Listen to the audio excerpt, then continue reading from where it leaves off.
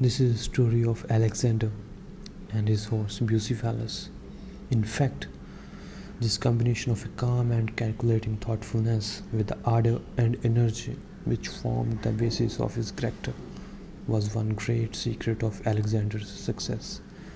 The story of Bucephalus, his famous horse, illustrates this in a very striking manner. This animal was a war horse of very spirited character, which had been sent as a present to Philip while Alexander was young. Philip was Alexander's father. They took the horse out into one of the parks connected with the palace, and the king, together with many of his courtiers, went out to view him.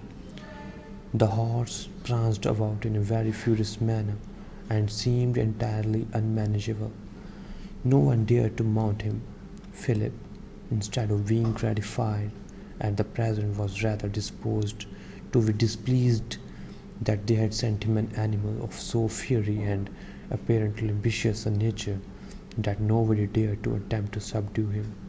In the meantime, while all the other bystanders were joining in the general condemnation of the horse, Alexander stood quietly. By watching his motions and attentively studying his character, he perceived that a part of the difficulty was caused by the agitations which the horse experienced in so strange and new a scene, that he appeared also to be somewhat frightened by his own shadow, which happened at that time to be thrown very strongly and distinctly upon the ground. He saw other indications also that the high excitement which the horse felt was not viciousness, but the excess of noble and generous impulses. It was courage, ardor, and the consciousness of great nervous and muscular power.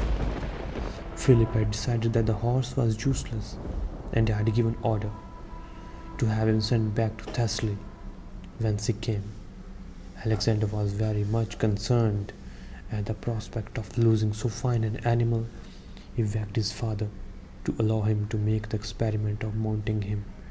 Philip at first refused, thinking it very presumptuous for such a youth to attempt to subdue an animal so vicious that all his experienced horsemen and grooms condemned him. However, he at length consented. Alexander went up to the horse and took hold of his bridle. He patted him upon his neck and soothed him with his voice, showing at the same time by his easy and unconcerned manner that he was not in the least afraid of him. A spirited horse knows immediately when anyone approaches him in a timid or cautious manner. He appears to look with contempt on such a master and to determine not to submit to him. On the contrary, horses seem to love to yield obedience to man when the individual who exacts obedience possesses those qualities of coolness and courage which their instincts enable them to appreciate. At any rate, Bucephalus was calmed and subdued by the presence of Alexander.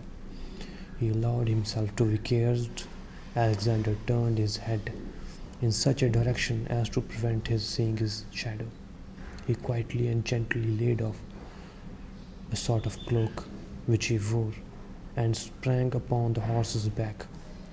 Then, instead of attempting to restrain him and worrying and checking him by useless efforts to hold him in, he gave him the rein freely, and animated and encouraged him with his voice, so that the horse flew across the plains at the top of his speed. The king and the courtiers looking on, at first with fear and trembling, but soon afterward with feelings of the greatest admiration and pleasure. After the horse had satisfied himself with his run, it was easy to rein him in, and Alexander returned with him in safety to the king. The courtiers overwhelmed him with their praises and congratulations. Philip commended him very highly. He told him that he deserved a larger kingdom than Macedon to govern. Alexander's judgment of the true character of the horse proved to be correct. He became very tractable and docile. yielding a ready submission to his master in everything. He would kneel upon his four legs at Alexander's command, in order that he might mount more easily. Alexander retained him for a long time and made him his favorite war horse. A great many stories are related by the historians of those days of his sagacity and his feats of war. Whenever he was equipped for the field with his military trappings, he seemed to be highly elated with pride and pleasure, and at such times he would not allow anyone but Alexander to mount him. What became of him at last is not certainly known. The fate of Bucephalus. There are two accounts of his end.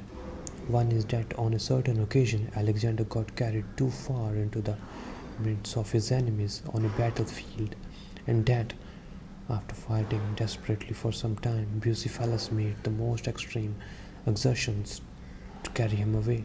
He was severely wounded again and again, and though his strength was nearly gone, he would not stop, but pressed forward till he had carried his master away to a place of safety, and that then he dropped down exhausted and died.